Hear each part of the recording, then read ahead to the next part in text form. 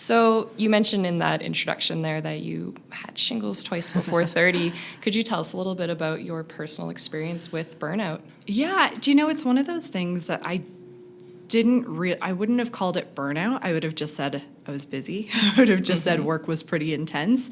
You know, I had a corporate job straight out of university, and I think like a lot of young folks coming into the workplace, you want to prove yourself, you want to climb that ladder.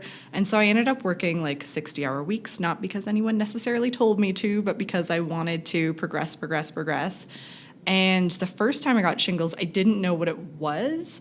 Like, I didn't recognize that I needed to go to the doctor for it. Like, I have eczema anyways, so I just thought it was a different kind of rash. Maybe my detergent was a little odd. No. And then the nerve pain started, and that was like I was off work for I would say I was off work for 2 weeks, and yet because I was in that cycle, I was like working on my laptop from home when I should have been resting. And then, no surprise, I didn't let myself heal properly. And then about a year and a half later, a bunch of very stressful scenarios sort of converged in my life. My parents were getting divorced. I was pregnant with my first kid. Work was doing layoffs, and I got shingles again while pregnant, which kind of sucks. But I was able to catch it earlier. So that was really the wake-up call that I didn't clue into the first time.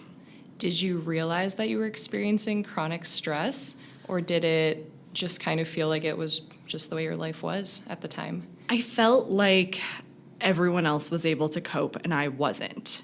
Because that's what we present in the workplace, right? People present that they've got it all together, and very rarely do we say, oh, this is a bit much, because we don't want to seem weak. We don't want to seem like we can't hack it. And so I very much just thought I was not able to cope with what everyone else was able to. So I wouldn't have called it burnout. I would have just said, I'm not hacking life. Yeah. Looking back, did you notice a time where the day-to-day stress had started to become constant when you look back on that experience? 100%. When I look back, like, I would cancel plans with friends all the time because I was just so exhausted at the end of the workday. I would skip breaks. I definitely increased my caffeine consumption during that time. I got less exercise because I was, just so drained at the end of every day.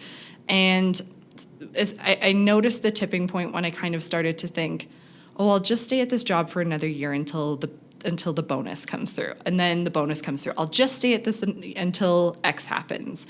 And I just kept making these sort of false targets to reach to kind of prolong the experience because I just wanted that next thing. And instead of just saying, hey, I'm not happy, I'm not feeling good, I'm stressed out the way I am right now, maybe that's a sign to like cool things down.